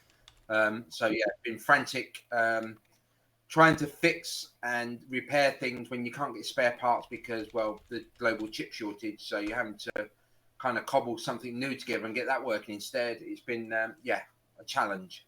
But yeah, it's all working now. So I'm up there Thursday to set it all up and make sure it's ready for Friday when doors open, and it's there all weekend, which is good. Raising money for charity as well, which is also good. Something we like to see and do. So yeah, that's my week, and then Sunday I'm off to Baltimore for a flight there. Wow. Interesting. So, busy week. According to the code that I've just copied and pasted in, it's connected the LED to pin 15, which I think is with now. Yep. I think actually that 1 refers to the 1 and the 0 refers to a 0. So 15. What did you do it on the original one? Your yeah, the one that's plugged in at the moment is connected to this pin. Yeah, that's right. It's connected to this pin 1, which is actually that pin, GP1. So it's connected to board pin 2. So 15 is actually pin 20 down there. So I'm actually gonna change my code and put it to 1 because that's already plugged in there. But I'm gonna do that off the screen because that's right up where my using the password and SSID stuff is. So that should work. So if I run that, so it's listing on 00, but my IP address is that. So I should be able to go to. So now you need to ping that. I think just hit it with a. So I'm going to do it off the screen for now and drag it on so that we can see what's going on. In fact, let's do it this way. If I stick that on the screen, oh no, come on, you can do it. Stick that there, and then should be able to put Thonny on the left, like that. And there we are. So let's go to that address. Oh, client connected. Look! Woo! No, it's not. I might need to do something to make it do that though. Is it supposed to though? Because I think we're reading something too much into it. What's it say about LEDs? Let's look at the. Let's do it this way. Yep. Rather than leaking your codes. So LED. Is that used? It's not. Oh, here we go. Look, it's because they're building the code up. Going further, we can implement a RESTful web server that will allow us to control the LED. So, oh god, I hope this isn't too different to what I've already got. Open a socket. The socket, listing for connections. That's all the same. There you go. Yeah, that bit there from like line 55-ish onwards. Yeah, that. Different. Sorry, 59 onwards. Let's have a look. Go back to Thonny. Let's put these two side by side like this. And then move that across. Oh, good. That works. So, while true. Right. So the whole try section is different. So 54 onwards. That's the same. Yeah. Yeah, but then you got CL file afterwards. All of that lot's all different, isn't it? If LED on, you've already got that, haven't you? Look, there you go. Find you can use it now, Pete. if you look on line 60, if you do your oh no, sorry, yeah, that's what it's doing, isn't it? You're Yeah. copying from there to there. So you want to copy that section. Mm-hmm. Oh, you know what? Oh, that's really annoying. I think Yeah, you're right. you have the rest. Yeah. Rest there. So it's just that line lot. 62 onwards. Right, Yeah. let's just... And then copy that, but leave line It's that 62 lot, isn't it? onwards. Mm-hmm. Everything to there. Oh. So that goes line 56 I need and to get line rid of some of this though, 62. don't I? I need to connect that. Yeah. So line 56. Next line. What I've next line as selected, well. I think I'm getting rid of, aren't I? Oh, I see. Oh, yeah, sorry. Response equals HTML. Yeah, you're quite right. Quite 61 right. as well. Yeah. Yeah, Thank you very much. Pair programming really does work. Yeah. Right, so... cheek. The cheek. The cheek of it all. I'm sure there's an easier way to do this, you know. I could probably do...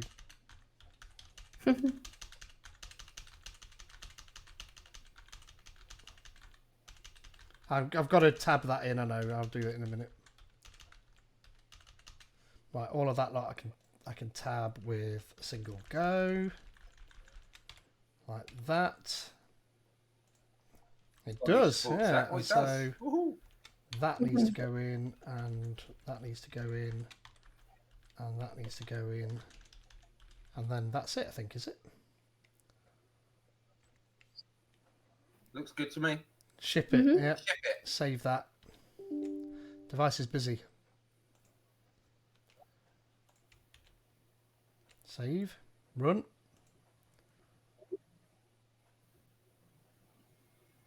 Well, it's listening. So now you should be able to hit it and then go dash light, dash on, and dash light, dash slash off. light, yeah, slash light. Oh! Hit that, and then slash light, slash on. What? And then slash light, slash off. Oh. No, it didn't work. Woo! No. Not. Oh, you had an error up here there, Pete, in your Sony. Format. Oh, what have I done wrong? Print. More. It's on line 76. Status LED is off. Doesn't look like there's much wrong there. Let's stop it and start it again.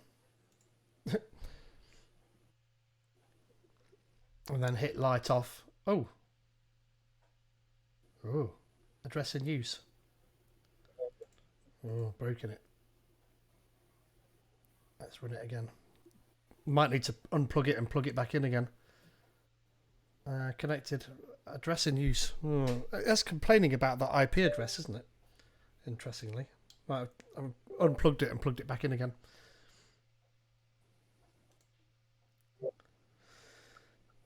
I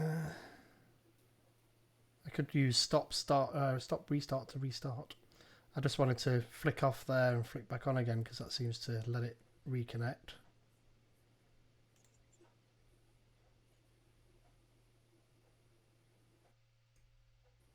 Waiting for connection. Right, there we are. So the LED is now off though. There we go. So interestingly, look, this doesn't finish loading. So I wonder, is that what it's complaining about? What was it like? Let's do light on again, yeah? Well, it definitely works. If I stop the code, maybe that... stop the page, maybe that's what... Go on. I was going to say, was that like LED 6 bit in the code? What's that doing? If LED on equals 6, if LED off equals 6. Yeah, where's the 6 coming from? What's that mean? LED on equals request.find. Oh, maybe it's like a response code. Find. No, 'cause Oh, right. he's doing. If you look down there, it's got LED. So he's doing the right responses. And turn the LED on. So that's actually stopped again. Now it'll probably fail again. So it's complaining about line 76, which is So what it state said? is. Line 76. It cannot convert all the arguments. Probably because it's got a -1 in it. No, if you just delete that bit of the state is. Yeah, then it'll probably just work. 76. Take out the. But no, leave the response equals HTML. Just take the state is off bit off the end of it. The state is. Like that. Let's see if that works. I'm gonna have to you have to unplug it. If it fails like that, you've got to unplug it and plug it back in again, which is really annoying. Nothing going on here. But it's sort of working around. I don't think it's actually going to turn the LED off personally, but right. So that's that. Let's just sit stop. There we are. Can I run it? Is it going to work? Waiting for connection.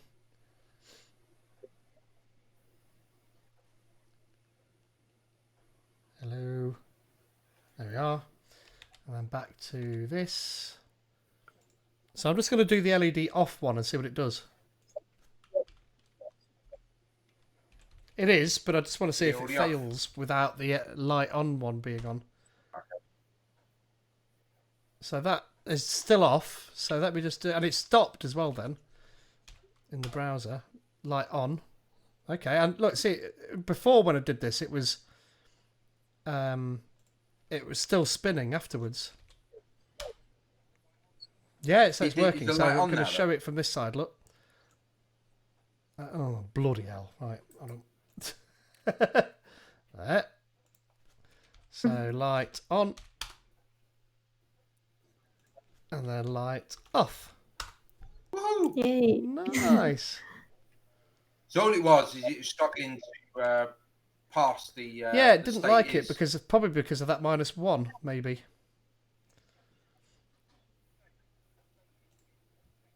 It is being set text. Yeah, but it's the response plus HTML and. What's that mean? That %? What does that actually mean? But a %. What does a % mean? It's a modulo converter in most languages, isn't it? But it's modular, so I was assuming it's going to put it on the end of the HTML stuff. Right, let's have a look. % operator. What's it say? Was it %? It was %, wasn't it? Shahid's joined the Hey, chat. there he is. Shahid, how are you? Did it beep? No, yeah, you did. Yeah, sadly. Yeah. I tried. He folded the pins so they were splayed out. It is modulus. It is modulus. Look. So what's that trying to do? Surely that should be like that. Yeah. I would have thought. Yeah, that's what it says. Ah, let's stop it. Hope he wasn't trying to hold it like the stock photos of people holding something. Yeah, where they hold the hot ends. Yeah. That's annoying. You got to. I don't know. Let's try that one more time. I think you've got to. During my apprenticeship, when we was at college, we were doing some industrial electrics, and we had all these contactors and relays, and we wired up this board. Me and my good friend Paul, and we had to get some photos done for the college magazine, and what was then going to be the website. And websites were new and fangled back then, and so we were asked to stand there in our kind of Ford overalls with a test meter, with our Fluke test meter, and test the circuit. So we're standing there looking good, catalog pose, pointing, test meter in there, and the whole time there was the 3-pin plug that plugged the board into the wall to give it all power to make it all work. Obviously, for us to test it, was hanging in the photo shot at the top. So it wasn't plugged in, and we're standing there like, but yeah. That now works, look. So we've debugged and fixed their code for them. There you go. Because now that actually does turn it on and off, look. comment. Yeah, seem to. So get Fonny back again. So it returns all of the HTML and adds on whether or not the LED was on or off. This bit is being set in text, isn't it, on line 69 and 74? Yeah. So, although LED. So if you turn it on now, you turn the LED on.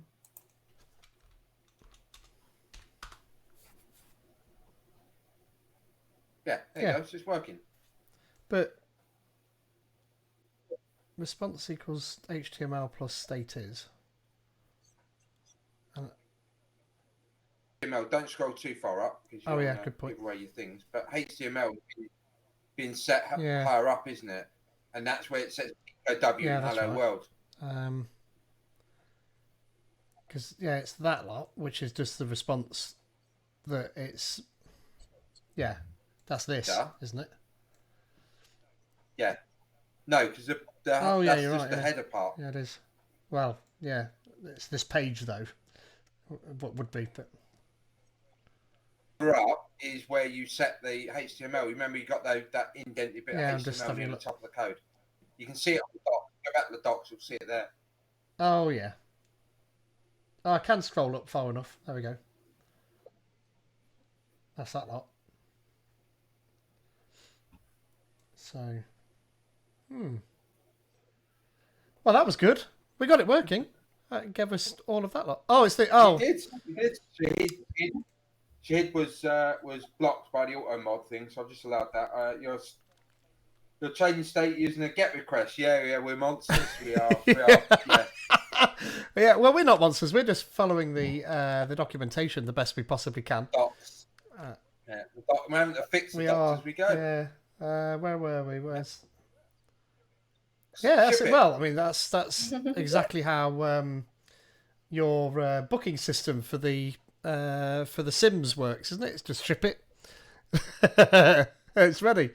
Well, what else can we do, or is that it? Oh, an asynchronous web server, so we could do that. Yeah. I think we've probably done enough for the stream tonight, but there's a bunch of other stuff. We have. We've been on for 2 hours. We didn't even get to talk about the awesome new board from Wilderness Labs, but I think we should. But what I do want to mention though is that it is July OT this month. So Jim Bennett would murder us all if we didn't mention this. We probably should have mentioned it earlier. He would. Yeah, it might be. Yeah, we might watch the stream back. But either way, look. So Jim Bennett, one of the folks that's involved in this, there's a whole heap of people involved in July OT. The whole IoT team get involved over at Microsoft. But it's a month dedicated to IoT, so July OT. We were involved with this last year, weren't we? I think with Percept. I think you and I, Cliff. With Flight into IoT. No, Flight. It was. That was like November time or something, wasn't it? Flight into IoT or So, but we did the Percept blog posts. I thought, and they released a bunch of them, didn't we? Yes, we did. I've got my Percept here.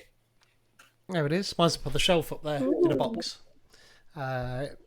No, I've been using mine because I've still been doing my aircraft parts finder. But there's a bunch of stuff. So 1st of July, look, lesson 1, introduction to IoT. So this, I think, is actually a spur off of Jim Bennett's awesome section of lessons on IoT, and I think that's part of what this is.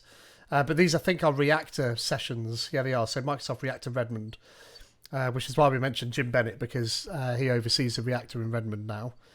So there's a bunch of lessons here on getting started with IoT. And then look, suddenly we start into the Raspberry Pi with reTerminal, which I've never used as an Azure IoT device. So that'll be an interesting one. And then there's this I guess will be Hugo. Spanish. Yes.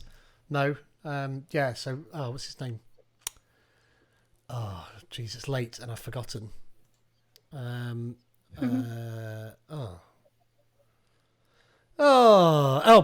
Capagno. Jeez, sorry, Bruno. This will be Bruno Capagno because he often does these things in dual languages, and this will be the Spanish version of that same session there. So this will be Bruno.